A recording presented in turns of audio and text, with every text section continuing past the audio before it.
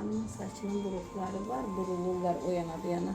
Saçın dibində görürsünüz, burada buruqlar var. Ona görə üstlərdə də var, altlarda da. Gruptan maşallah bol olmuş. Hə? Gruptan bol olmuş. Hə, maşallah. Güzel. Böyle geçirdə bilərsiniz bura. Buraya bu tərəfə necədir? Bu tərəfə də yaxşıdır. Hə, hər tərəfə yaxşıdır. Hər tərəfə yaxşıdır. Sağa da, sola da. Külək hara apardı? Külək hər yandan əsir.